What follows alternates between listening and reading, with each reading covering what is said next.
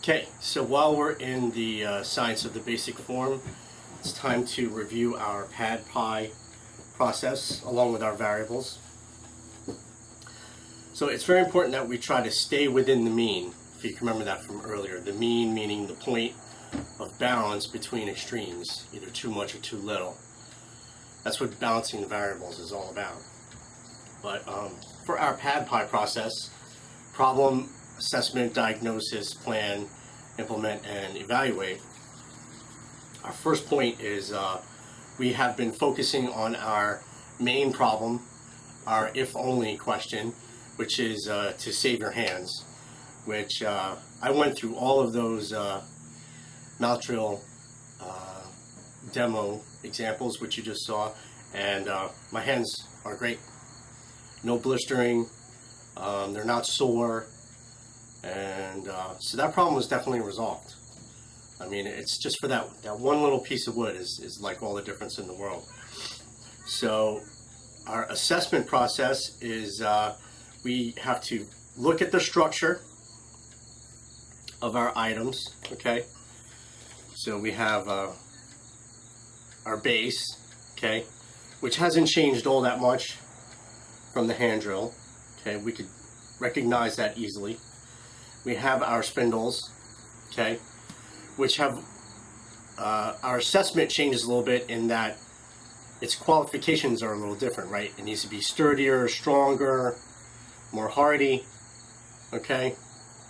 And we're able to work with a little denser wood, and we're able to apply more pressure on this through that that straw principle, right? Applying pressure straight down with the pressure mouth brace. Now our new device that we need to assess is our pressure mouth brace, and it has a couple of points that we need to address to make sure that it is functional, right? Which is diagnosis. What is its purpose? What is its function? So usually you can't separate the two. It has to have comfort, has to fit nicely in the mouth, okay? It has to have a good socket so that there's no slippage. It has to be mated well, so it's like a ball and socket joint, all right? And so we have to make sure that whatever it is that we're assessing structures, okay, which are the actual devices. And we need to diagnose to make sure that they are in fact functional, that they are fulfilling their purposes, okay?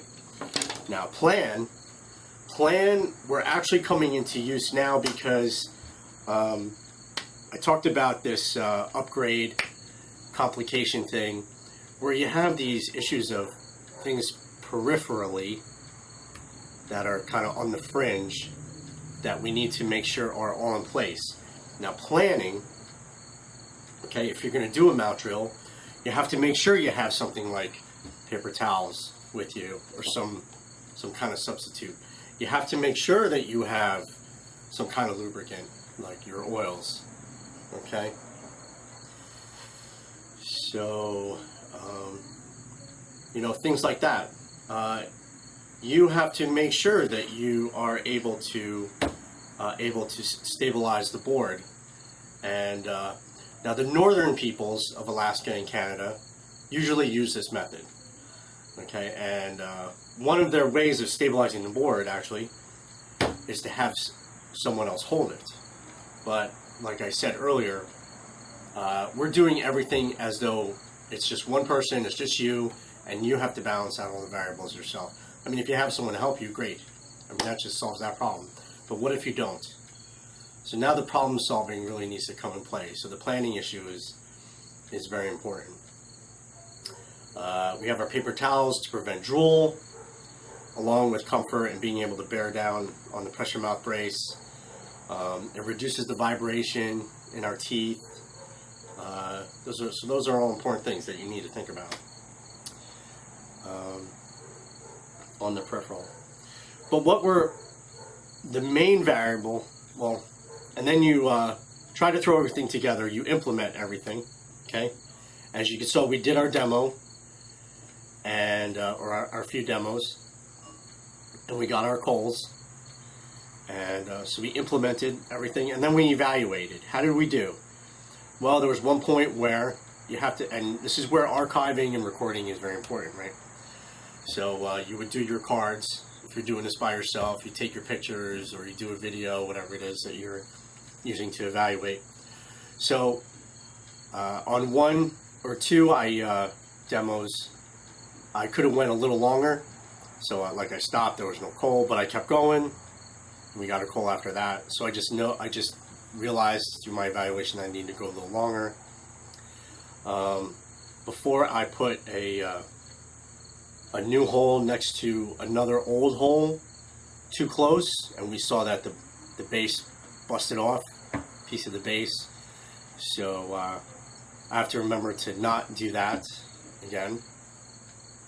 And even though these are old lessons, they're just kind of reinforced. Plus, it's important that you see these issues, these problems that you're going to come up with as well. All right. So problem assessment, diagnose, plan, implement, and evaluate. And evaluate is not something to be skipped over. I mean, this is where you learn, because if you make fails, like I do, and have done, you have to learn from them. You have to learn from those things. So the evaluation issue is not something to be glossed over.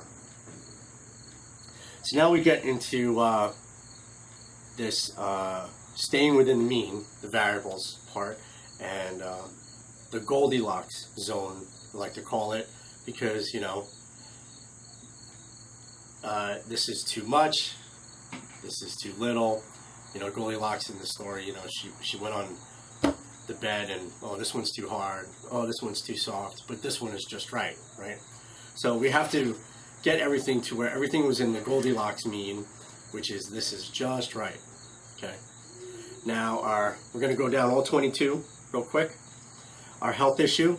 Now, something I didn't mention before was that when you're getting a pressure mouth brace or any other device that you're collecting within nature, your identification is important. Now, this one particularly, right, like this chestnut branch, you're going to be putting this in your mouth, okay? So you have to make sure you're not doing something like taking a poison ivy vine, which some of them can grow really thick, like over 1 inch in diameter, and you're not using something like that to put in your mouth, okay? So make sure that nothing that you're putting in your mouth is toxic or poisonous. It has to be said. Our health issue, we have to make sure that we are not being too committed with applying the pressure. So if we have our base, and we have, for example, a spindle here, just for show. Now, you notice that in a way you're kind of doing a triangular position, okay? And this is like the third leg, all right? So, but it's very important that how you control your pressure is not just, you know, with your neck, which is a little bit, mainly with your body weight. And if you lean forward, you're applying more pressure. If you lean back, you're applying less pressure. But it's important that you're not actually committing your whole weight on top of this thing, because you can have an accident. If you're committing all your weight and something here gives, if this slips or if this busts, like if it's like a hollow that's not well supported, or, you know, it just busts because you're not integrated with your push and pull, and or it slips off your mouth brace, well, your body weight is going to send you on top of this thing, which is really that original fear we discussed. So you can't be fully committed with your body weight on this thing. You have to be in total control of how you're adjusting your body weight on this. You have to be able to rock forward and backward to adjust pressure, okay? So your understanding of committing your weight is a big issue, all right? Now, the comfort and shape of your pressure mouth brace is also very important, because, again, the penalty, the consequence, the sanction of this through natural law theory is it's going to translate directly into your skull, okay? So there's along with death, there's also suffering. So you have to be very careful. So in trying to support and promote life, which is what this skill is, you have to make sure that you are staying healthy as well. All right. So get your paper towel on here. It's more sanitary. You throw it out when you're done. It reduces vibrate. It saves your teeth. Okay, so that health variable is important. We had the smoke in the face issue, but we have our fan. If you have someone with you, you know, they could take a big leaf, or they can wave their hand the smoke away. But you're going to have to figure out how, if there's no breeze, how you're going to get that smoke out of your face. You may have to actually stop for a second or something during that time and just take a breather and get that out of there. You know, who knows? You're going to have to figure out how to balance that out. But you don't want to be directly breathing in that smoke. You don't want it going in your eyes. Okay? And I think that's good for the health issue. Now, energy. Definitely have more. Because you're applying this pressure with your body weight, which is almost nothing to do except to lean forward. You could just keep doing mouth drill after mouth drill after mouth drill, which you'll find. It's a much different energy level than a hand drill. And if you saw those the demonstrations I just did, I basically did one after the other, which was no problem. I had plenty of energy to do all of them. So you'll notice that. You'll have that on board as well. The need. Now, of course, our basic need is to support and promote life, right? Everybody's life. Your life, the life of the tribe. And what the need at this point is, you need a fire.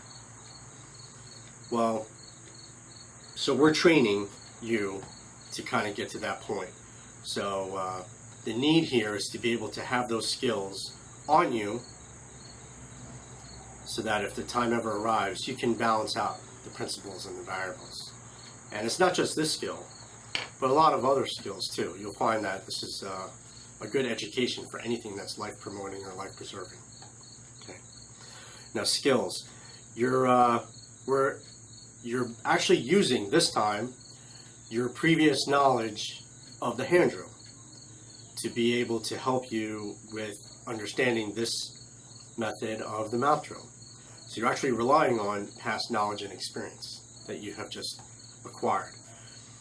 And you will also notice that over time, your awareness will increase. Now, how do you know awareness is actually increasing? It's a good question, right? Well, awareness, as it improves, seems to kind of go backward. And what I mean by that is you learn, hindsight is 20/20, you learn that you should have done something before. So basically your awareness is kind of after the fact. Oh, I should have done this, I should have done that. Okay? Then, the more you train, the more you practice in stuff, you realize kind of that something is wrong, and maybe you can make an adjustment during whatever it is that you're doing. So you're actually in the middle of the process. Maybe you can make an adjustment, maybe you can't, but then you're actually understanding what the problem is while you're in the middle of whatever it is that you're doing. In this case, the mouth drill. So, and then with a lot of good knowledge and experience, your awareness is actually before. And this is like the preparatory stage, where everything is just kind of in place. Your devices, you've carved perfectly. You know, you have everything together. Your peripherals, you know, you got your oil, your paper towels, your board is nice and stable. All of that is done. And kind of all you need to do is just show up. Where, you know, it's one of those kind of points where you actually make it look easier than it is. People say, oh, you know, that he does that really well, but in fact, a lot of it has to come down to just very good and excellent preparation of everything. So, and that's the awareness before. Okay. The means and resources. So I'm not going to go over tools and materials, but you'll notice that you have some more means and tools that you are definitely relying on in this issue. So you definitely need oil. Paper towel is very nice, or something similar. All right. We use the vise a lot for this method, for the understanding the basic form, but we're going to start getting away from that and figuring out how to stabilize our board without it, and without a table as well. And we use the table. That was another mean and resource, which was very important to us. So the power of one more device, you can see, is a huge key thing, right? Save my hands, save my energy. And it's very similar to, like, for example, the addle-addle. The addle-addle is a spear thrower in primitive technology, or primitive skills. And if you can imagine, I have like a spear dart here. I could probably throw this with just my arm, maybe 75 feet. Or that translates to 25 yards, or more or less 25 meters, something like that, if you go by the metric scale. But if, with the power of one more device, like this crude one that I carved for my son so that he can start practicing, this increases the length of your throwing arm. Just this one little stick with a little crochet hook on it. And that goes, if you don't know, on the end of your throwing dart, like this. There's a little hole on the end, kind of keep that secure. And you throw the dart with this. This increases the length of your arm, this one little device. And now you can throw a dart twice, if not farther, in length across field. It's an amazing thing. So just the power of one more little thing is a big deal. All right. Reason. So going through our pad pie process, our ability to problem solve what's going on, and in this training you have to train with insight. So your evaluation process can't be skimmed over. You're training with insight. Like, you have to glean as much as you can out of the experiences that you get with your practice. All right. So keep in mind your natural law theory, that there is a reward and penalty system in place, and the reward is life and living, and the penalty is suffering and death if you don't do them correctly. And it's a very real thing. It's a very real thing. Problem solving is, again, the realm of that profiler, that scout role and duty. And because friction fire is the role and duty of the hunter-gatherer, the person that is trying to balance out sustainability for themselves and the tribe. So, but the scout issue, like I said, the scout role always comes before the other roles, the hunter-gatherer, the warrior, and the healer, because they can't perform those duties without information, which is what problem solving is. The scout gathers information, solves the problem, works through the issue, and then implements whatever that is that they need to do after planning. All right, chemical. So know your plant and tree identification. Like I was practicing earlier, and I was working on a piece of pine, but after a while I found out that it was just too resiny, and it wasn't doing anything for me. It was just kind of just glazing over. So I had to get another base. But so keep these things in mind. They do exist, even though you don't come across them all that much. Moisture. Get a feeling for the humidity in the air, as well as the humidity, the moisture content of your materials, as well as the ground, if you're placing it on the ground, to perform your method. Now with the mouth drill, you're able to perform with more dense or harder woods. Okay? And so because you're able to apply more pressure with your body weight. So that's a good change. That helps increase our range of plants and trees that we're able to actually work with, right? So that means we can have more variety under our belt. Because with hand drill, you need to really work with low density materials, and now we can work with more. Fuel. Now pay close attention to what your fuel is going to look like, because you're able to apply more pressure and you're working with different density woods, so that it's going to look a little different, all that powder and the char. So keep an eye on it, learn from it. Your containment, your notch, remember in this case your notch must be forward. So now with the hand drill it could be either forward or backward, it doesn't matter, but in this case you really want to eyeball, so it's going to be forward. And you have to be careful of your angle, and once or twice I burned into the notch, right, because of drift. So really be careful of that. Be careful how you carve it too. Make sure that it's not all the way to the center. Air,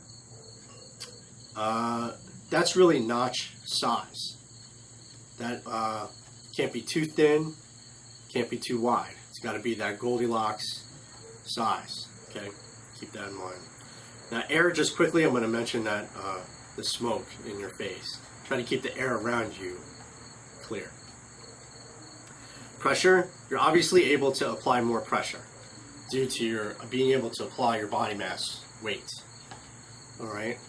And which allows you to increase your two frictions.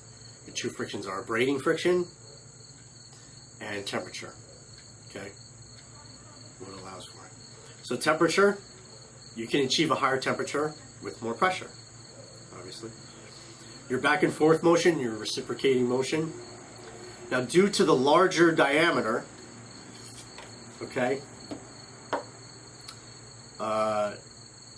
because you need it for being able to push and pull your hands because of this increased pressure, right? It's harder to actually turn because you're applying more pressure. So that you need a larger diameter to be able to get a grip on this, to be able to turn it. But it can't be so large in diameter, right, that you don't get enough rotation. So again, it's a whole Goldilocks issue. Everything has to be balanced. When one thing changes, another thing can change too. Or actually, they will change. So use as much hand surface that you possibly can to push and pull to get those back and forth. Get that back and forth motion. Your axis, now, because of the natural law theory, there's a definite penalty, sanction, and consequence here if this is not straight. The vibration will translate right into your skull because of its bipolar nature. Okay, it's connected to your teeth. Again, with the axis, watch your angle. You saw me drift into the notch. Okay, I did it again. So keep that in mind, that your axis is not only the structure of the spindle itself, but how it's angled. Okay, watch for that drift. Rotations. Now again, you have a larger diameter, which means that you're going to get less rotations because of its increased size. So again, use as much hand surface as you can to be able to get your maximum amount of rotation out of this spindle. Duration or time, that you saw in one of my demos that I just needed to go a little longer. Okay, and you know what, that may also have been a factor of me not being able to get enough rotation on this thing or enough speed. So there were times when I tried to increase speed as well to make up for a lack of rotation. Let's see, surface area. You're able to apply more pressure, and you can see that it worked fairly well with the solids. But keep in mind that the bottom, if it's solid, is going to keep rounding off. And the surface area, that dead space center, is always going to be a problem. Now the real problem with the dead space center as it rounds off is that it likes to drift into your notch. So try to keep your bottom as flat or as hollow as you can, at least. Right? Decrease that surface area in the center. But it's nice that because you have more pressure, you can deal with more surface area because you're dealing with a larger diameter spindle. As you can see, everything connects together. Speed. Because of the larger diameter, you're actually going to be going a little slower because you're not going to be getting enough rotation, right? See how that all fits together? So you may have to find it within yourself to integrate faster to make this thing really, really work. Okay, to really get it going. Now space. Here was a very important lesson because space is not something that's just two-dimensional. Space is something that is three-dimensional. So in learning our basic form, we really needed this table for me to be able to kind of demonstrate for you. So I needed to be able to lift the method off the ground in order to get a good comfort as well as a good stable position in order to demonstrate the method to you.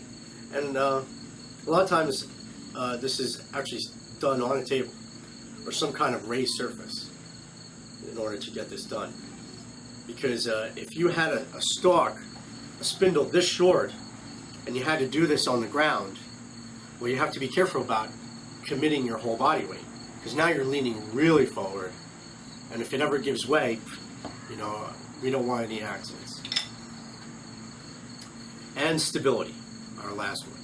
So your balance in this case may be a little awkward as you're getting used to having to support the bipolar nature of the spindle. All right. Again, if you were two people, someone else could hold the base for you. But we're trying to figure out how to do that just as one person. And again, I talked about pinning. Now here's my SpongeBob SquarePants example. Now,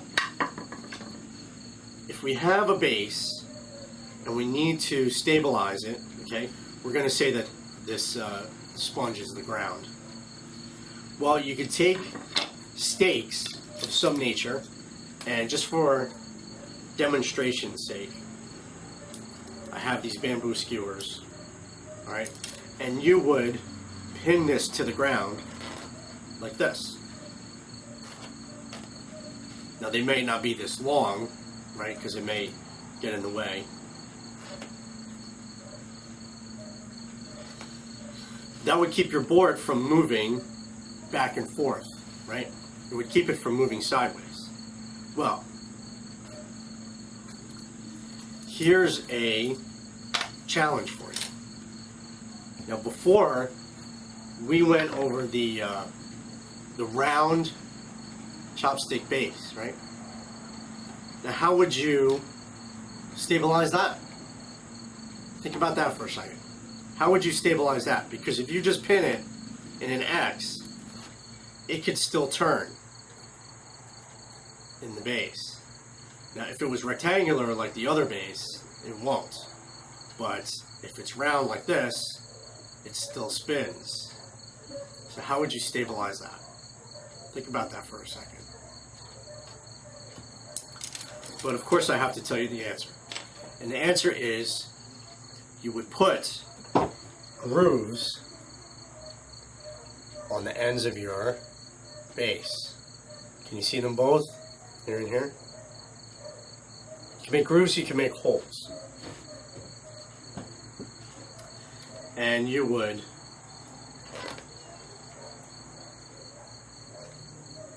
pin your base this way. Get a smart one.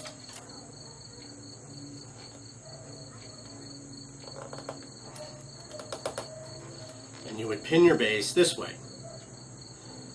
so that it doesn't move, it doesn't turn, right, when you pin it to the ground. Okay?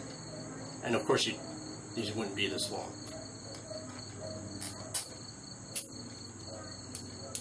Alright, so with the mount drill, we basically answer our if-only question. If only I could save my hands. Well, that's pretty resolved, but it had a lot of peripherals too, along with the upgrade of our one little device. So our next thing we're going to go over now, there was something else. About your mouthpiece, about the pressure mouth brace, okay? Now, there's a difference between this one and this one. And it's obviously that it's cylindrical and round, right?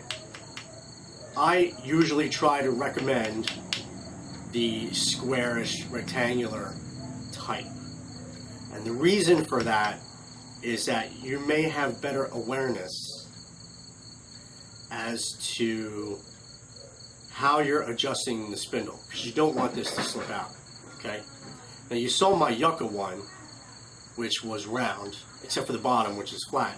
But when you're holding this in your mouth, this is, by the way, a broomstick handle of oak, which I've cut, okay?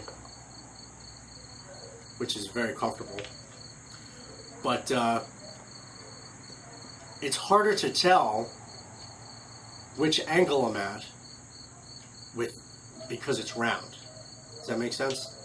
So when you have this in your mouth, you can kind of tell where your angle is, where you're pointing at when you're pushing down. Here it's a little harder. And if there was a point where a martial arts dojo is now crossing over into the fire dojo, it's this one. Now, one of the oldest weapons that there is the spear, right? This is an example of a Chinese spear. And the spear pole was usually round, okay? Now, also in Chinese and Japanese weaponry, well, in Japan, it's called a Naginata. And a Naginata is a blade. The blade is on one side, okay? Now, think about the problem here. If you have a blade on one side and you're in battle and you need to know exactly on what side that blade is, can your pole be round? Because you can't be looking at your blade while you're trying to fight.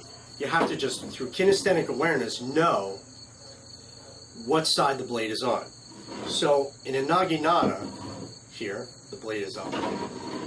The handles are oval. Sometimes they're little squares. But in this case, in this training Naginata, the handle is oval. So you can always tell which side the blade is on. Okay? Now I can hold it this way and know that the blade is facing downward. Or if I let it go, because of the weight of the blade, it'll turn downward. But I know which way the blade is. I don't have to look at it. I can feel through the handle. Okay, does that make sense? Well, I think that principle applies here along with the pressure mouth brace. I think through kinesthetic awareness, you're going to have a better idea of how you're adjusting, okay, with your mouth drill. And to me, this is a safety issue. It's a health issue, because you don't want to have an accident with these. So you can get away with the cylindrical one, but I will recommend the rectangularish one, okay? So you have a better idea. And now we're ready to move on to the arts of variations, or the advanced section. So, alright, let's go.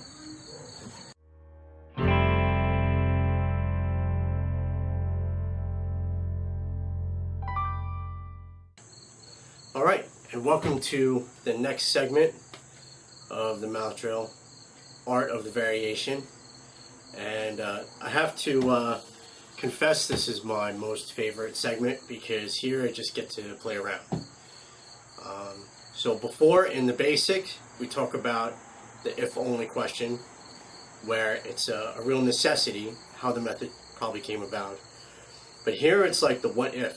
Here we're doing what if questions. What if we did it this way? What if we did that way? What if we tried this? What if we tried that? So life isn't on the line, but we're still learning because we're just playing and practicing around in our training. So I hope you like what I came up with, and enjoy.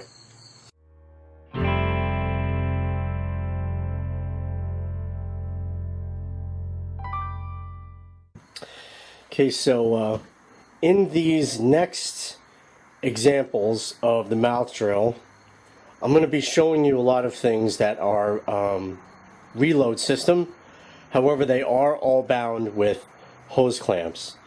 But I do want to reiterate that if you're doing things primitively or naturally, that there are other ways to bind your reload piece to their spindle. So one of the first of all, my favorite of all time is rawhide. Now I've built these little examples here of a what would look like a scarfing kind of cut, which would go together. So if one is a reload and one is the spindle going together, this would be bound together. Okay.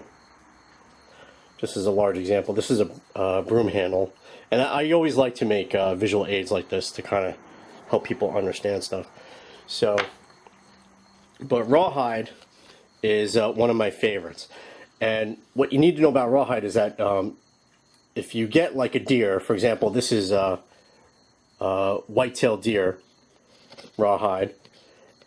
When you get a hide, you get a lot of it. Okay, you're always going to have a lot of material. Obviously, you probably just can't automatically get a white-tailed deer, even if it is roadkill. But you can go to your store and get yourself some dog chews, which are made of rawhide. So you just soak these for a couple hours or a day until they soften up, and then you just cut them into strips. And like I said before, you probably want to just cut it in one big long strip in a circle if you can, to maximize your length. Okay. Now once you have those strips, what's really nice for you to do is, while they're wet, is to braid them together. And of course what's going to happen is, once rawhide becomes wet, it shrinks afterward. And what's the best thing about rawhide is that it's the drying, it's the shrinking that binds something even tighter. Okay, it really, really cinches down. So it's really great stuff. So I've taken this example of the broomstick of the scarfing. And if you can imagine, this should be like very thin strips of rawhide. And you just wrap this around, let it dry. Obviously you would tie this in a knot. You'd let this dry, and it'll cinch down even tighter. One of the things you could always do too, to strengthen this, fortify it, and keep it together especially, is to either put on top of it either hide glue, if you're doing it primitively, or pitch. Pitch is one of my all-time favorites. So you take pitch from the pine tree, and you can add things like ash or charcoal to it once you've laid it on there. So you take your pitch, you kind of set it on fire, and then you blow it out after it's nice and soft, and you rub it all over, and then you throw ash and charcoal over it, and that kind of makes it as a hardener. You know, like epoxy has two parts. one is a hardener. And it's kind of the same effect. And then it kind of just stays just like that, like a plaster. Really great stuff, pitch. I really love using pitch. So, but rawhide would be my favorite cordage of choice if you needed to pick one. Okay. When that dries, that's going to be almost indestructible. Now, second to that is sinew. And I put this in water so that it softened up, because otherwise it would be stiff, like the top here. Okay. But down here it's all nice and soft. Kind of looks like a squid, doesn't it? This is white-tailed deer backstrap sinew. There's mainly two places you will collect sinew from, and that's the leg or the backstrap. And the backstrap is usually the nicest because it's a little thinner, it's easier to separate. The leg sinews, they're in sheaths, and you have to let them dry, you have to bang them out, and they're a little bit of work, but they're always worth it. Now these things are, sinew is always great when you need really, really thin pieces, like thread-like pieces. And sinew works really well when you're like binding an arrowhead to an arrow, things like that. So it makes for an excellent binding cordage material for your reloads. And but I didn't make one here because this is my last piece of backstrap sinew, and I wasn't gonna throw it together on the reload. So working our way down, if you want a lot of material and you want it from a plant or a tree is going to be your best bet. So here we have some of that poplar tree bark, which comes off in big, huge sheets. Okay, so you're going to get a lot of material. Okay, and here I just used a very small piece of that poplar to show that it will bind. Okay, now what's great is once these bindings are in place, sometimes you're able to change your reload without there being much fuss if it all stays in place. Like you may also hide glue or pitch that so that the bindings stay as like a cuff that doesn't move except for the piece that comes out.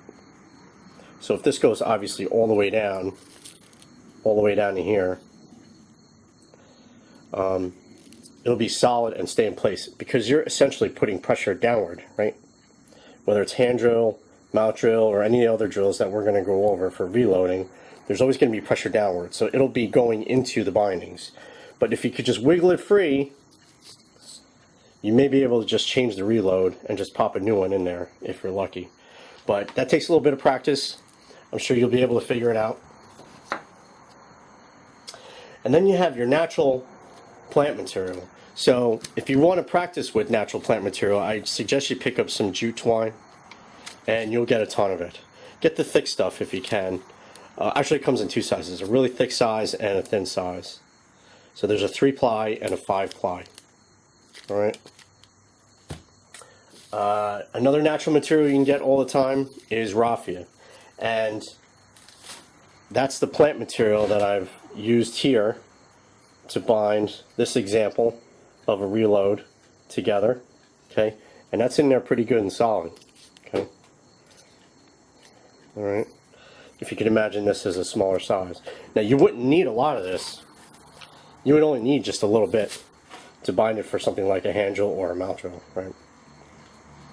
Of course, your other plant materials could be the velvet leaf, like I showed you before, or the dog bane, which is probably one of the toughest and nicest fibers that I would recommend if you were actually collecting something. Okay. But here you're really going to like this one. Now, of course, you probably use dental floss.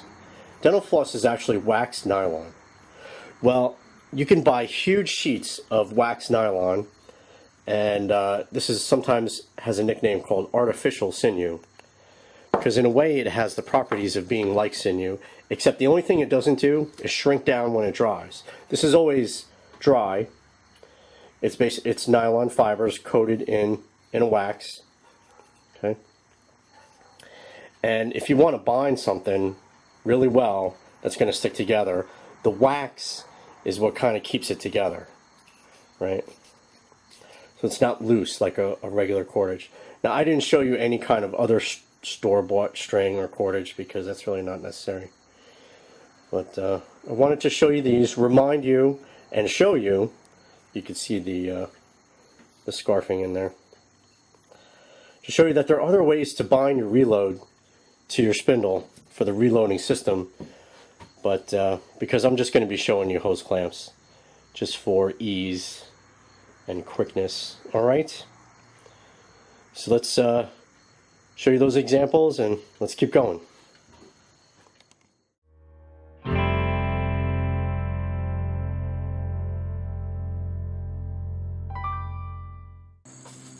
So this is, we're now in the section of art of the variation. And the first things I'm going to be showing you are different kinds of mouth drills that I kind of came up with. And since these are the shorter ones, I'm going to do these ones first on the table.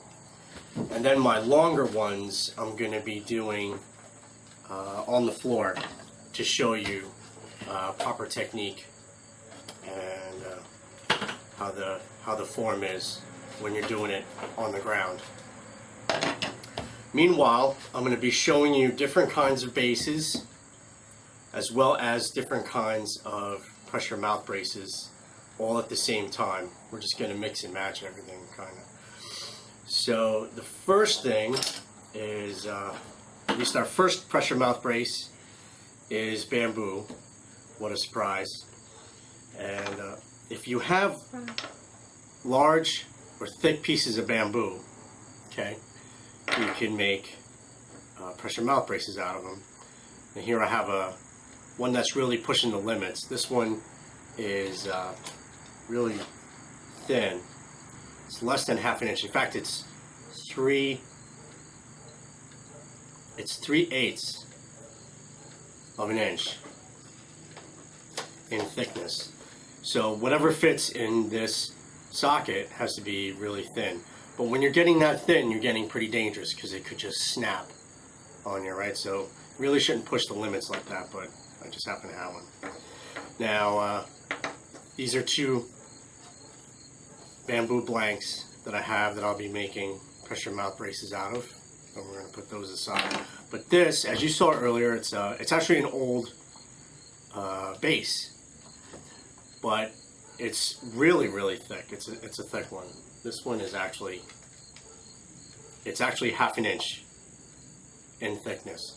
So what I did was I put a little bit of a socket in it in a place where there's still wood between the holes, because, you know, recycle, reuse kind of thing.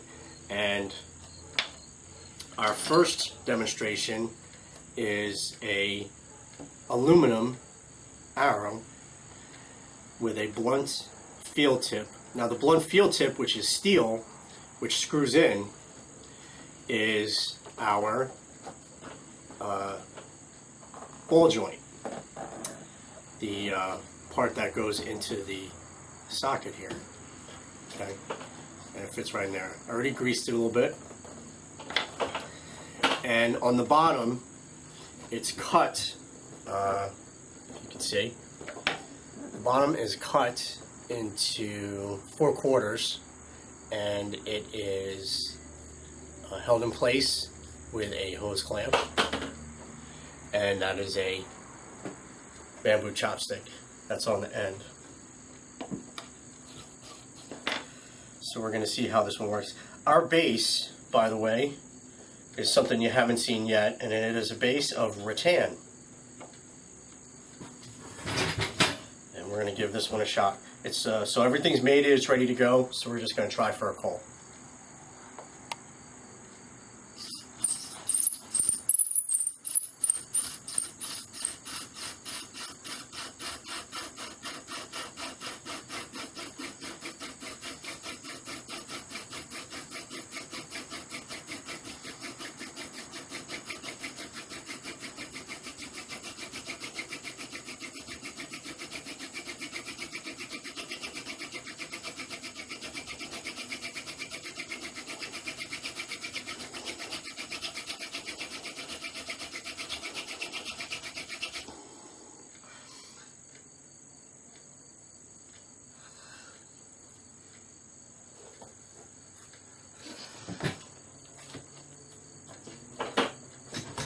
And we have our coal.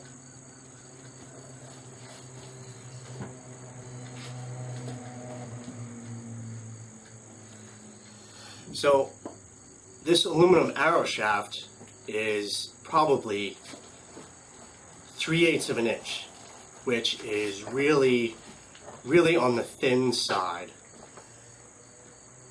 of me wanting a mount drill, because your hands rub together. Now, I said you probably want a little bit of a thicker diameter for the spindle shaft, and I really do, but I really just had to give this a shot just to see if it would work, you know. And as you can see, it works very well. So bamboo spindle reload with rattan base, okay, and bamboo pressure mount brace. All right, next one.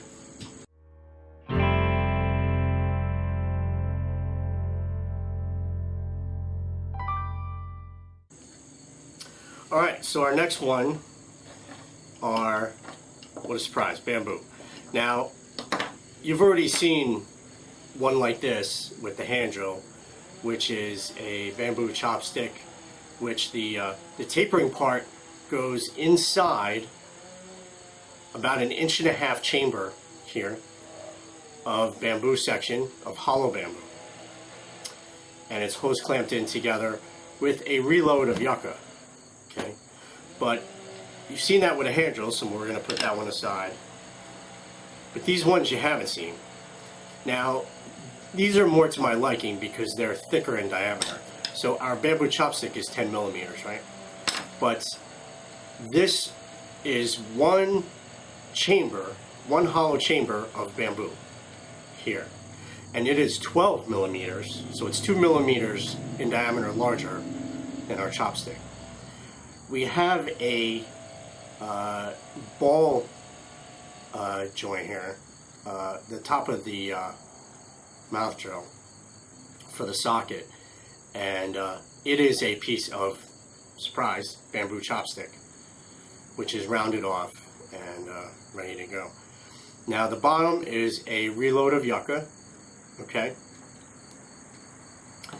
and we have the same thing here, except this chamber, this bamboo hollow tube, is a 1/2 inch with a bamboo chopstick top to receive the socket of the pressure mount brace and a reload of yucca.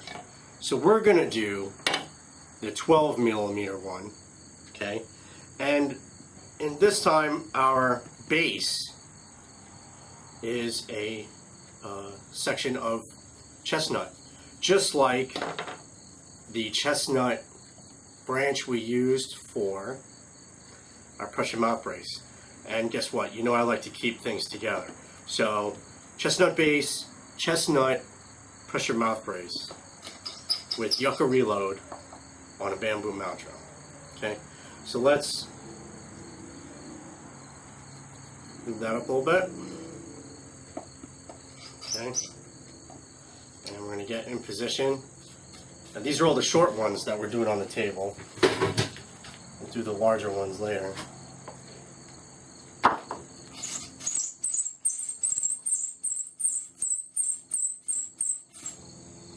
I can tell right away I have a much better grip on this than I do with a thinner one.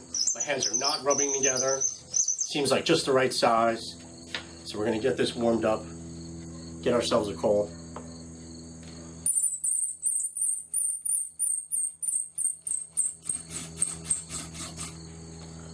You know what, I'm thinking the notch is actually a little bit high. So I'm going to throw in some dust to fill that notch a little bit. So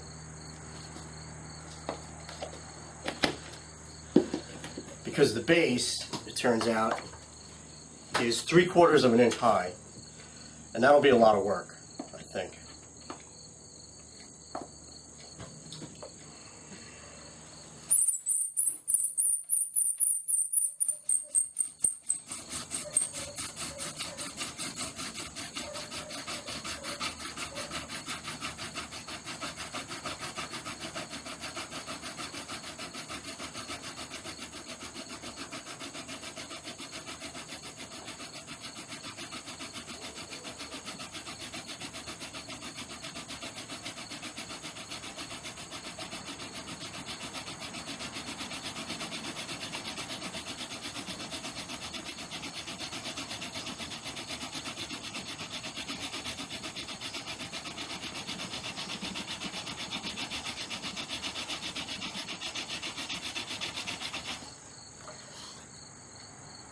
Well, we got a good one there. Alright. Now these short ones, these short mouth drills that I'm demonstrating, they really only allow for enough room for your hand. Okay? So if you can imagine trying to do this on the ground, you would be almost committing all of your body weight.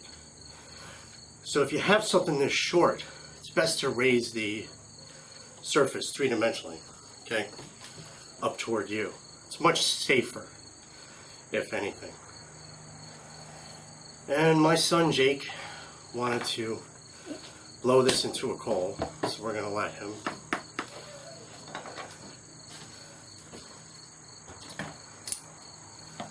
So we're going to grab that coal, put it in our turn oil.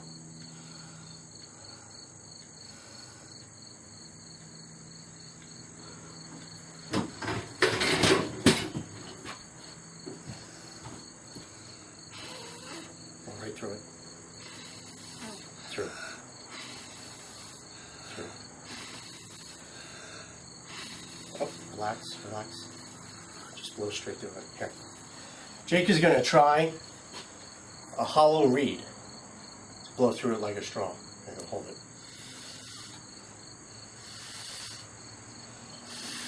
There we go. Well done, Jake. Good job.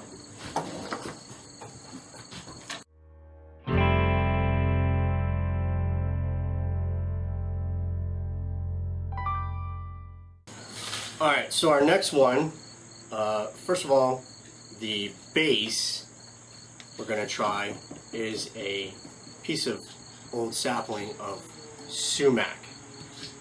Okay, obviously not poison sumac, but, and I'm not sure if it was staghorn or smooth sumac, but it was one of those sumacs in that family.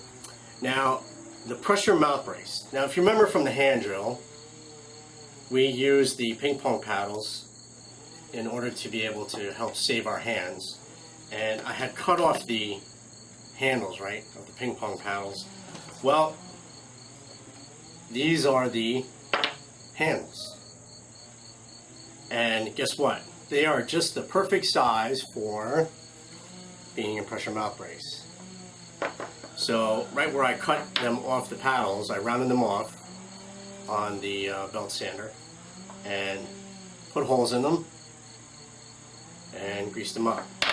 Now I'm going to use one of these to demonstrate our next pressure mouth brace. Let's see which one am I going to do.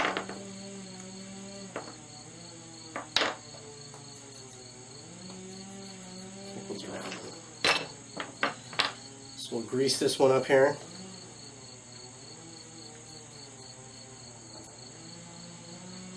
Okay, not too much. Make sure there's no excess. Now our mouth drill device today is a ratchet extension. This ratchet extension is 6 inches long. And in the top part, and it's a 1/4 inch socket for ratchets. There's 1/4 inch and there's 3/4 inch for ratchets. This is the 1/4 inch, and in here for the socket I have a surprise piece of bamboo chopstick.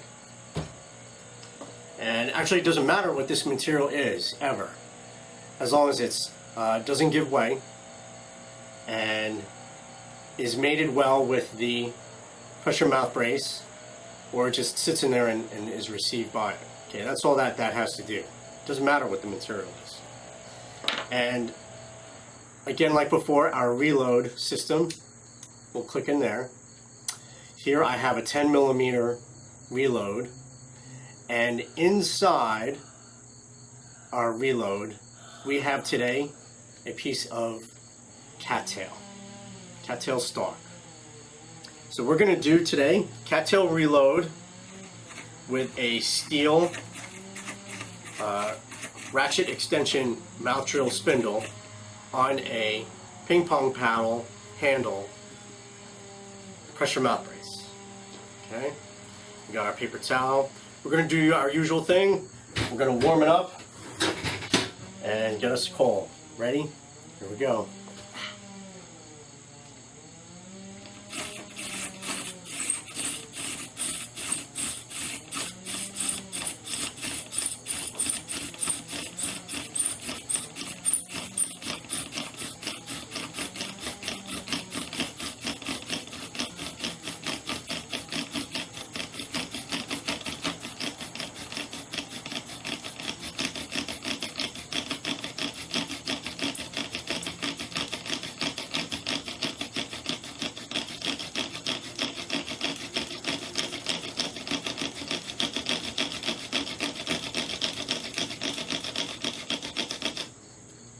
Well, that was easy.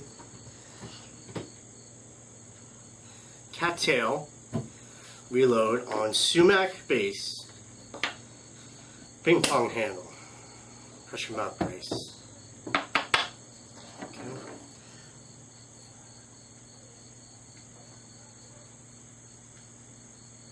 And we got 2 coals actually.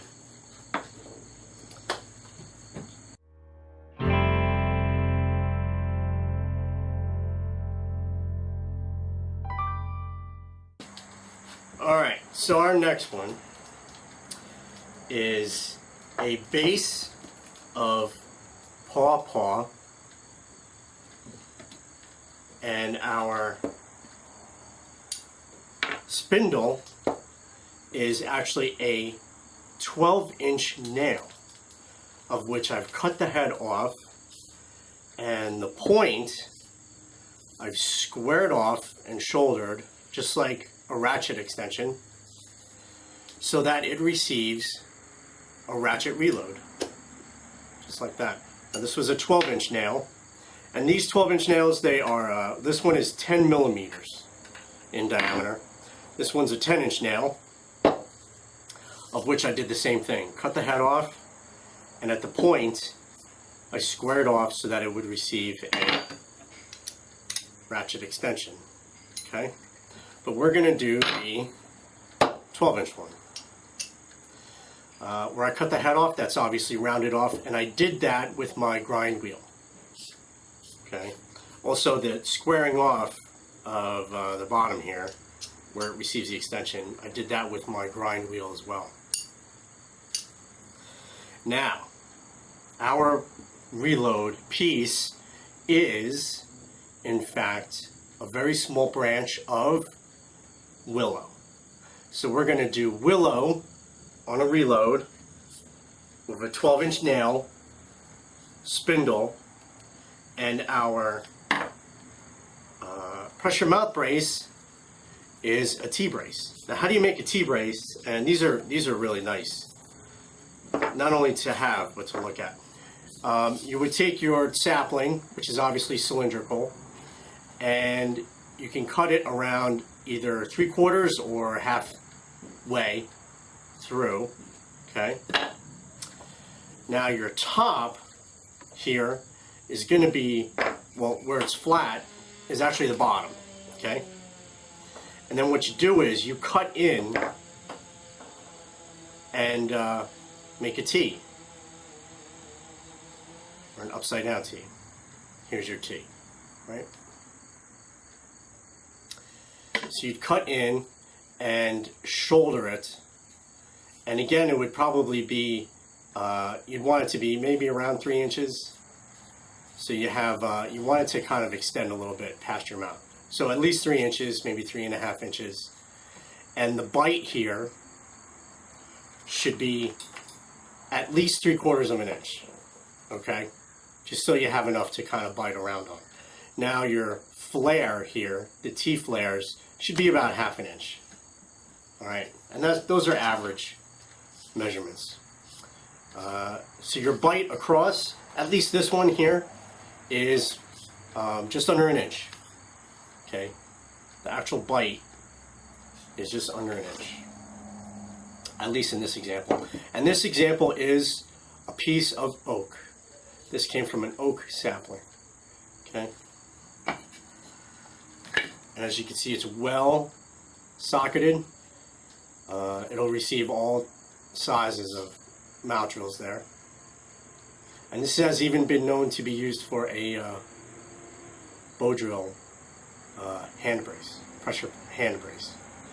So we're going to try Willow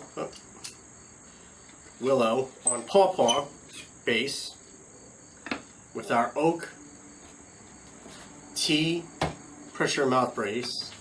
Got our paper towel. And we're going to give this a shot. Now the base is a little high. It's almost an inch. So I pre-filled it with a little bit of coal extender dust to lessen the work. And we're going to warm it up, and here we go.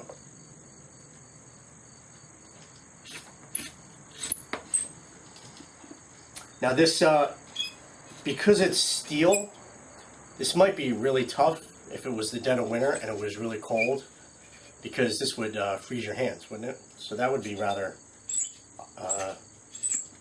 uncomfortable, for lack of a better word. So all of these within reason, okay, these spindles and everything like that, but we're just playing around. So this is the art of the variation.